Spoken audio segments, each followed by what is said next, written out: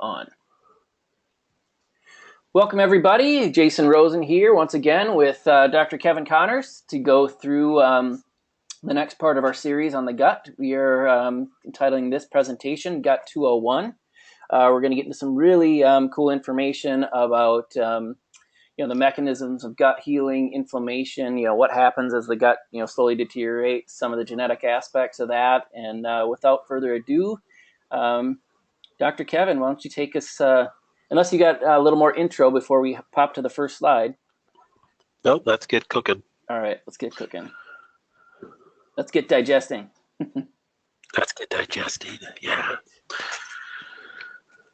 All right, well, this slide tells a lot. A picture is worth 1,000 words, right? Absolutely. So normally you have these little villi in your gut. Everybody knows the anatomy. Comes from embryonic cell line of your epithelial cells. That's important as we look at your genetics. And you could probably say that, right, every disease begins in the gut. Pretty much, not every disease, but yeah, a good portion of them, right? Vast majority. And you can see why, like you said, with this slide right here. Yeah, so that's what really, I mean, you deal with anything. I have all my cancer patients watch a video that I created. I can't remember the title of it, but it talks about gut health, and it's because everybody, I got cancer. It's not colon cancer, it's lung cancer or brain cancer or something. Why would I have to deal with the gut? So I actually created a video explaining why you have to deal with the gut, because we use sun spectrum, as you know, Jason, literally on 99.9% of our patients. So it's just a must. If you don't address the gut, I always tell people, inflammation in the gut is going to equal inflammation everywhere else in the body. So absolutely, if you don't control that inflammation, then it's a more difficult disease. Whatever disease you're dealing with is going to be more difficult to deal with. So that's what we're trying to cover here. Yeah, absolutely. This is just, like you said, it's just a really great video just to watch how well we were really created and how bad we can, actually just how resilient our bodies all are, how much they actually put up with before they're finally just like, enough is enough, Before things break down. Yep. Yeah. All right. Should we pop to the next slide then? Yes, sir. All right, here we go. Okay. So there's different ways to measure gut function. This is a slide just taken from a picture of Genova's test, stool sample test. They're 2200 or 2205. I can't remember which test this is from. Quite honestly, I don't do this test that much, Jason, because I just come from the assumption we got to work on the gut, and everybody's going to be messed up. There's going to be very few sick people that walk in my office that don't have gut dysfunction. And then again, the argument is that they think they don't because their tummy doesn't hurt, or they go to the bathroom. They have bowel movements every day. And I've had people come in, and I'm sure other doctors on listening to this have had people come in and you say, do you have regular bowel movements? They say, oh yes, I have every 3 days, regular. Their skin is white, Yes. Well, it's insane. Their doctor will tell them, that is normal.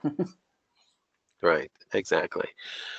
So I don't run this test very often, but this is a good thing for people at different, I see mainly cancer and Lyme patients that they'll just do anything I tell them to no matter what, so I don't have to run some of these other labs to prove it to them. But I suggest highly, if you're running a chiropractic practice and you're trying to get into functional medicine, that you learn how to use these labs. Genova has some really nice videos explaining their labs. I know other labs have videos explaining their labs too. And this could help you put some, teeth into their treatment plan and get them to do the next things that you want them to do. So I think there's benefit to this. I think that's the whole point of labs. We already know what we need to work on, but the patient needs to see it. I've heard good things That's about right. GI map testing, but yeah, this is a good slide too because I'm sure a lot of the docs out there that are getting into this, they've read Grain Brain and Brain Maker by Perlmutter, and one of the things he hits hard on, especially in Brain Maker, is firmicutes and how that just causes all kinds of different issues in just about any neurological problem out there. And they think this is a nice test that they run that Right. there. And then also butyrate, he hits hard on butyrate and how important butyrate is. And I know that's another reason you and I love the Sun Spectrum is the Sun Fiber in there is just an amazing source for butyrate. Yeah. That's Like really a key piece. and then with firmicutes, I know we like the C3 reduct is a really good thing to bring that down. I know green tea works really well for that as well. Do you have any other ACEs you use for firmicutes? Well, looking, you use the products to help bring that down. Yep. Enzymes are really important in my book for that too. Yep. Because really, we're looking at this test here is really looking at intestinal function.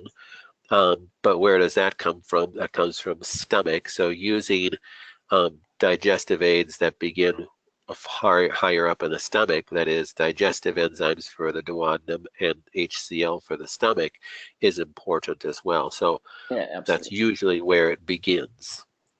Yeah, I think like when an old mentor of mine, I just go with, like hydrochloric acid was one of his favorite supplements, and he wrote some really interesting papers on just like you could trace back just about like any low grade infection to a lack of hydrochloric acid. And then you hear so many people out there say, "Oh, well, I make enough HCl. I don't need to supplement HCl." I'm like, really? Do you really think you're eating the food that you're originally designed to eat, and you're not demanding like 50 times more hydrochloric acid reserves than by the time you're 30 than you're probably designed to use by the time you're 80?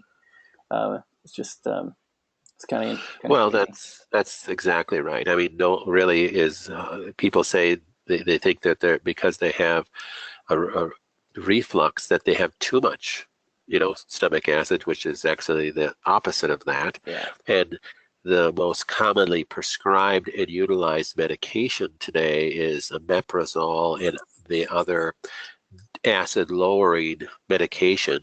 Even if a person is on, just some over-the-counter Rolaids, that's Right. just the worst thing a person could take. People don't make enough HCl because they have damaged stomach lining from foods and other chemicals that they're ingesting, flavorings, coloring, additives, all this stuff. Yep. Um, and they have MTHFR and other defects on their folate pathway.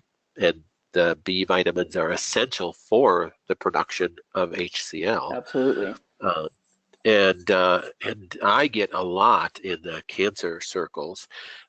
Everybody's trying to alkalize themselves, so they're purchasing these alkalized water units, Oh, right. and and my comment is, let's think about this a little bit. Right. Where you want to alkalize the tissue, that's fantastic. So is drinking alkalized water going to alkalize the tissue? Now let's just go back and think of physiology 101. Your stomach acid, the alkalinity of your stomach should be about 1.5 to 3.5 pH. You're Yeah. going So to why are drink you drinking alkalized water 12.08, water and stuff like that, right? and think that that's going to alkalize the tissue. I mean, you're missing physiology 101 here. So um, you drink lemon water. Is lemon water alkalizing or acidifying to the tissue? Well, it's alkalizing. Well, Alkalizing. Yep. stick a pH Absolutely. strip in the lemon water. It's acidic. Very acidic. Yep. It's not whether the thing that you're drinking is acidic or alkaline. It's whether the thing that you're drinking or eating is alkalizing to the tissues. Yep. So it's not the pH of the substance. No, it's a So great point. uh, Like anyone could just start, swallowing like teaspoons of baking soda every day, and they could get their urine pH up. So sure, you could that's just take a yeah. bunch of minerals and you get your urine pH up, but that Yep. doesn't mean your tissue pH is up. Absolutely not. we You're know going to that. spill calcium in the urine. You're going to increase the pH of the urine. And then people have this fallacy of, oh, I'm alkalizing my tissue. Really? You got alkalized urine. Is what you Right. got. Yeah. Well, if So, you had alkalized tissue, you wouldn't have cancer or all these other right. types of issues. And it's just not Yeah. understanding the physiology. I mean, a person with cancer has acidity around that cancer because the cancer is highly metabolic because it's replicating. That's what cancer is. And you got all this rapid replication. It's highly metabolic. You got all this waste that's building up around the cancer. That is what is acidic. The cancer is acidifying. That is really the Warburg effect, the acidification of the tissue by the cancer. And the only way to alkalize it is by eating a good diet, eating raw foods. It isn't drinking something that's alkaline.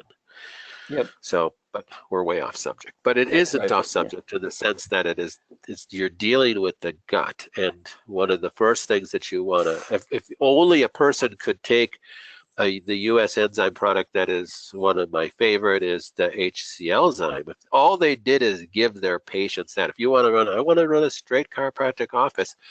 Well, if all you did is tell everybody to go on HCl enzyme and take one with every meal, you could save a person's life. You won't know how many Absolutely. people's lives you're saving. So, Yeah, I totally agree. And that's, I know, another thing what you and I love so much about enzymes is they have such a broad reaching effect, especially when you take them properly on a maintenance type basis. So, all right, that's right. should we roll on Let's here? move on. All right. Okay. Food sensitivities. So you're just trying to identify sources of inflammation, right? Yep. So one source of inflammation is what we talked about. You don't have enough HCl. You're not making enough HCl. You're getting food that's going into the gut that's not properly digested.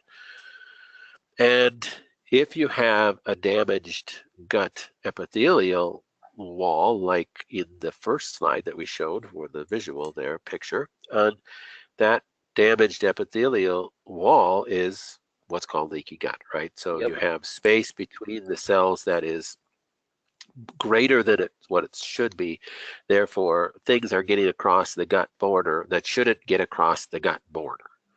So proteins that should get broken down into amino acids before they go across the gut border are going across the gut border in larger size molecules called peptides. So Yep.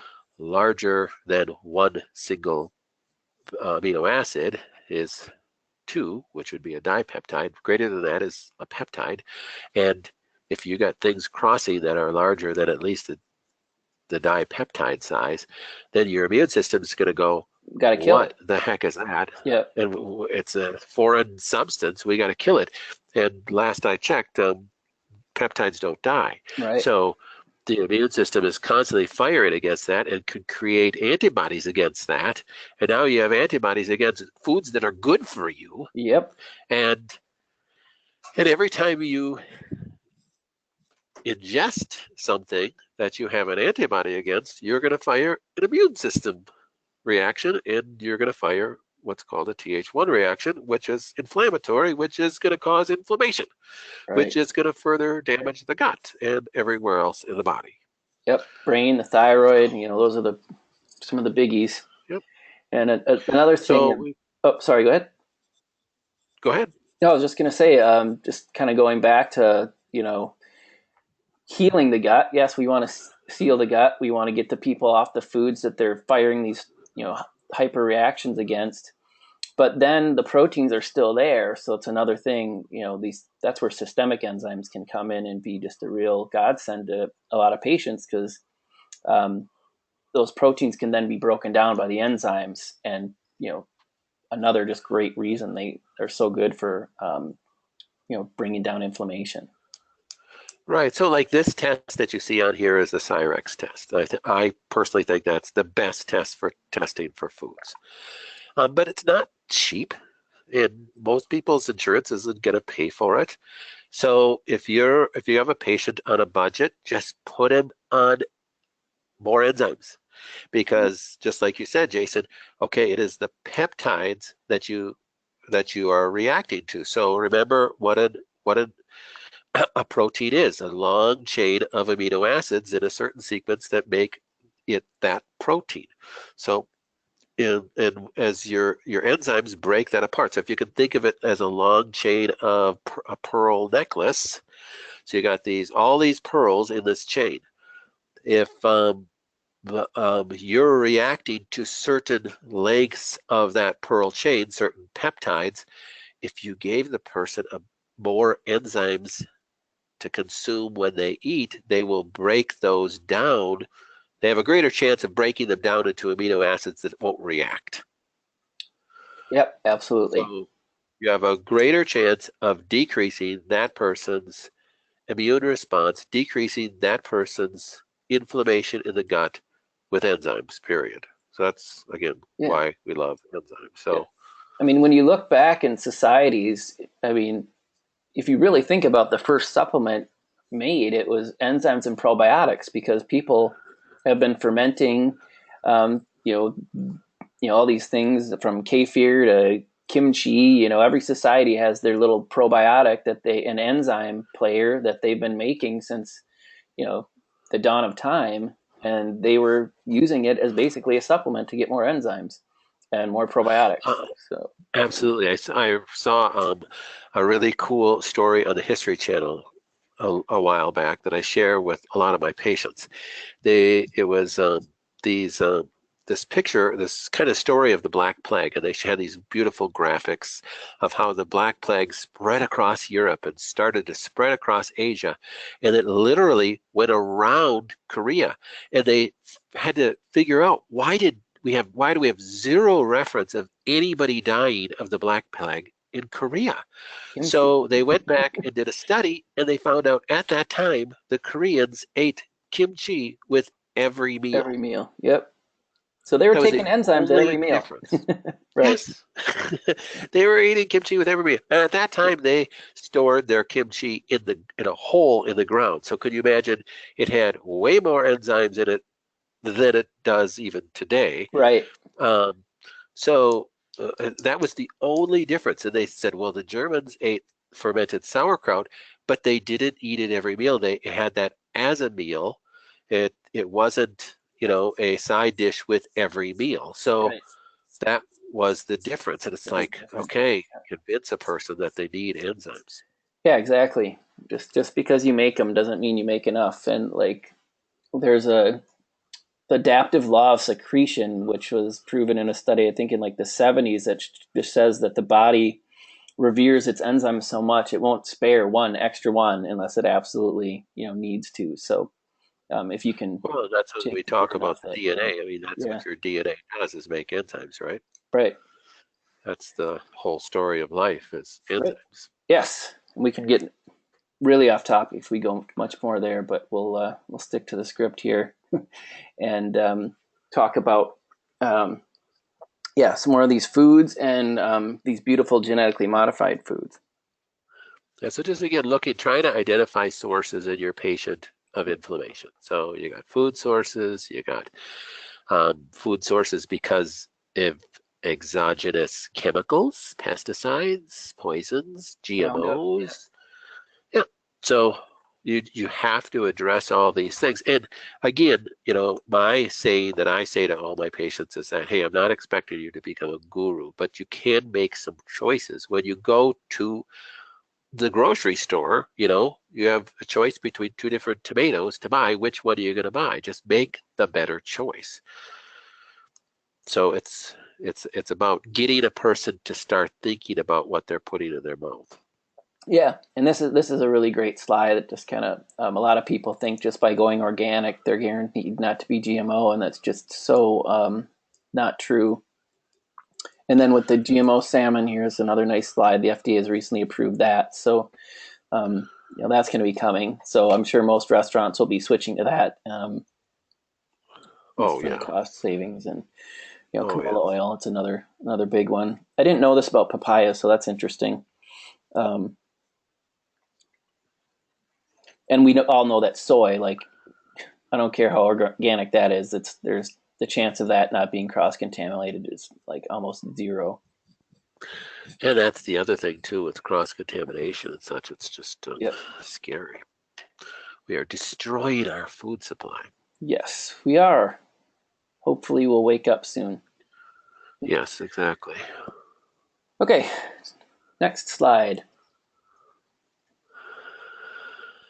Okay, so this just goes into kind of what that one lab from Genova talked about, Yep. is just this dysbiosis that we have in our gut, chronic infections that we can have in our gut, parasites that we can have in our gut, heavy metal toxicity. There's just a lot of different things that, depending on how deep you want to go with a person. So, I know we got doctors that listen to this that, really are into this and trying to get as deep as possible with their patients, and others that are, practicing, kind of newbies at functional medicine. And so we want to kind of hit all those pieces.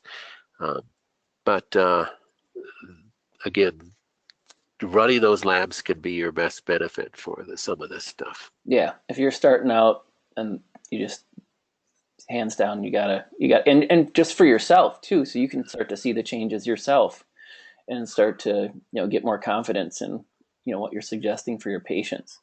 But yeah, if you look at all these things that cause gut dysbiosis, I mean, almost every single one of those on there rely on one of two things, and that's a protein to hide from the immune system from the macrophage, and LPS biofilm to hide from the immune system. And that's just another nice thing about enzymes. They can help release those proteins, and so the immune system's like, oh, voila, there you are. Or that biofilm, where they can do all this crazy things like quorum sensing and some of the really tough infections. You got to break those things open, just to give the immune system a fighting chance. Right. And then put the good guys back in and balance the scale. Yep. All right, next slide. This gives you a nice picture of everything we're talking about. And then one of the things that we tend to forget about as natural practitioners is a person's medications. Oh yeah, for sure. Oh my goodness. It's like, maybe it's just me, but it's like, I feel like half of my patients, all I'm doing is trying to fix what the medical profession screwed up. Right. It's like, okay, I've gotten to a point where on a case review, if a person's on a lot of meds, if they're not a cancer patient, I won't even accept them as a patient, because it's just, okay, all I'm doing, all of your symptoms, if you just Google all the drugs you're on, they're the side effects of everything that you're on, probably. Right. And I'm not going to sit here and try to fix those and have you get mad at me because you won't get off the drug and you still have all these side effects. So it's, the person has to have, at least a foot in the game plan here of wanting to get better, to get off these meds. And again, one of the worst ones are the acid reducers. Yep. And that's what most people are on. Yeah, it's just like, you got to get off that, dude, or you're not going to get better. Yeah, I mean, without a doubt. I know, a lot of practitioners that will do like kinesiology just so they can balance out their protocol with the patient's medications in there, because it totally changes the way that what you're doing will work with the patient. So it's just another nice thing to use. But yeah, it is really important to understand the medications your patients are on, their side effects, and how to balance out your protocol with the medications and try to work as best as you can to get those things, get the patient to a state where they don't need them anymore. That's right. Right. Okay, some genetics. Okay, so there's multiple pieces to the, if you're not into genetics, this is a key component of, if you really want to dive into this is important to look at. So we talked a little bit about fermented foods, but the top picture on this is the ABP1 gene that breaks down histamine. This makes the DAO enzyme in Yep. your gut to break down histamine. Now, this particular person does not have any defects on that gene. So I would instruct this person to use fermented foods as a source of enzymes and probiotics. Yep. So fermented foods, of course, are a fantastic natural source of probiotics. However, if a person had, a 2 and a 1 and a 1 on the top 3 genes there, on the ABP1 genes, I'd say you can't use fermented foods. So we have to go strictly with enzymes out of a bottle and probiotics out of a bottle for you, because fermented foods are not going to be, they carry a lot of histamine. So they're really good for a person, but not everybody can do fermented food. So before I get a person's 23andMe back, I say no to fermented foods, because fermented foods, if the person has a bunch of defects in this gene right here, they will absorb a ton of histamine. And then you have to look at another gene called the HNMT gene.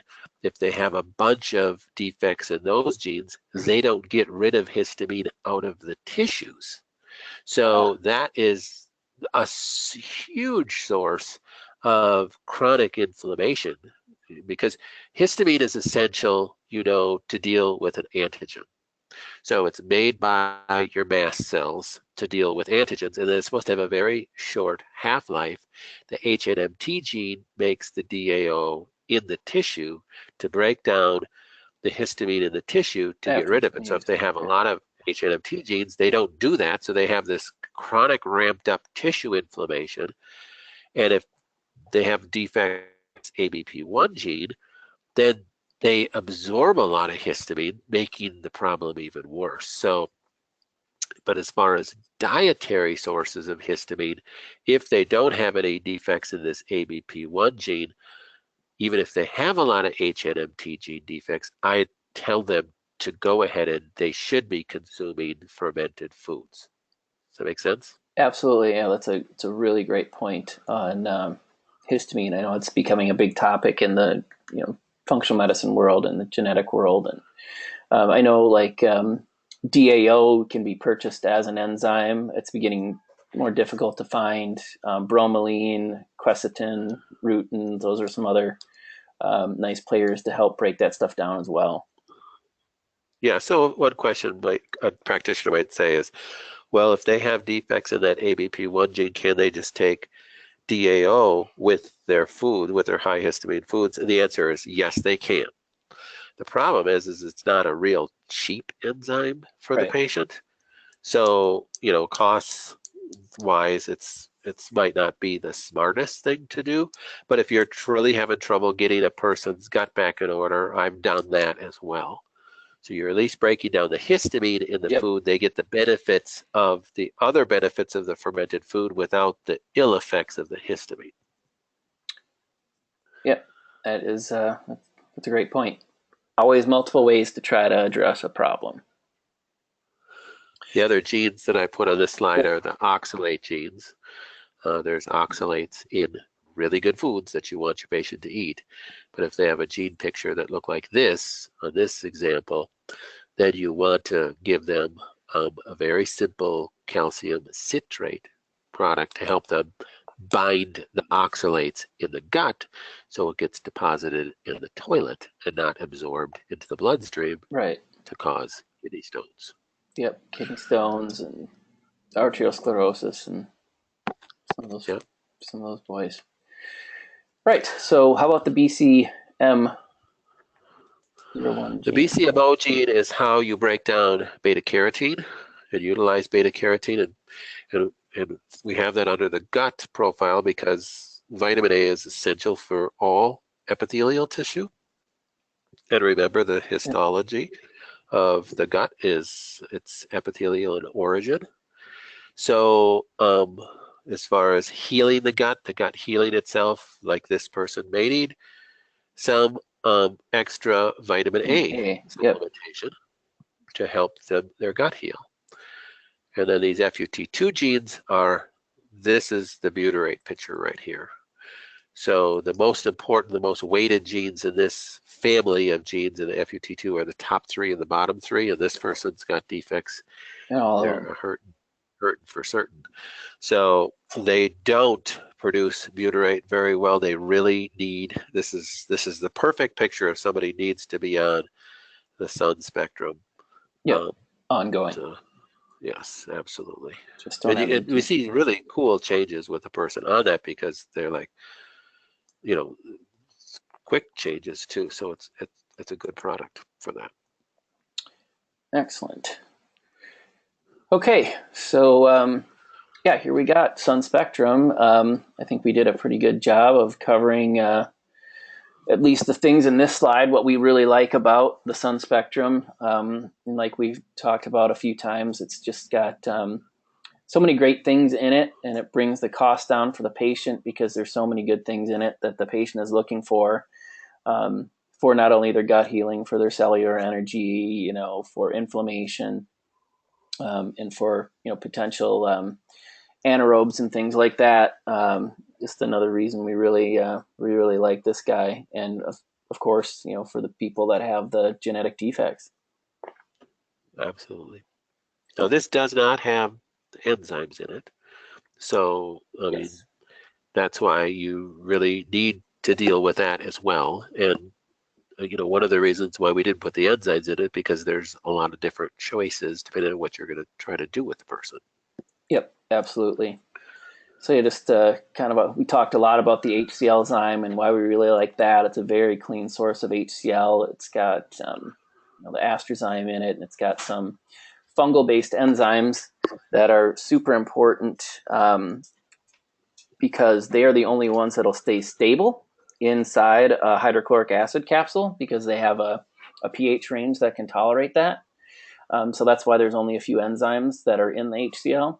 And then the digestzyme, of course, is our biggest broad spectrum, 23 different digestive enzymes, very, very balanced product. And then, of course, the glutazyme is for the people that are highly sensitive to gluten cross-contamination, soy, casein, things like that. And then the biomezyme is just that nice little multi-strain, highly potent probiotic to come along with. And like you said, one thing we really like about the products is the dose. Is you don't have to take a lot. So, one capsule a meal, one capsule after a meal, or when you're taking your probiotic, you take it in the evening. You don't need a lot. Right. Yep. Great sources. All right. Well, anything else you'd like to touch on here tonight? Oh, just if you're a practitioner that's getting in deep, get some labs done on the person, change their diet. If you're a practitioner that's just starting to get into this, if all you did is give the person, give every single patient the HCl zyme, I mean, hands down. But then if you have somebody that wants to deal with it, with their gut, to deal with a deeper level of health, get them on the Sun Spectrum and HCl zyme and maybe digestzyme, without going into the expense of labs with that patient. You can see a good percentage of your patients turn around. Absolutely. You just start simple, especially if you're not working on the really complex sick people like you're used to. You start simple, and you can see just some amazing changes in a very, very short period of time, just by a couple supplements, addressing some lifestyle changes, and it's just amazing how simple it can be sometimes. So if any of you docs want to learn some more, you have a tougher case, or you have something that you'd like to get deeper on, clinical applications, research, you can email me at jason@usenzymes, and you can find Dr. Conners on his website and his blog and videos. He's got tons of great ones out there. And then on our website as well, we have a lot of videos on our products and things as well. And we're just going to keep cranking them out. All right. Sounds great. All right. Thanks, everybody. And we look forward to seeing you next time.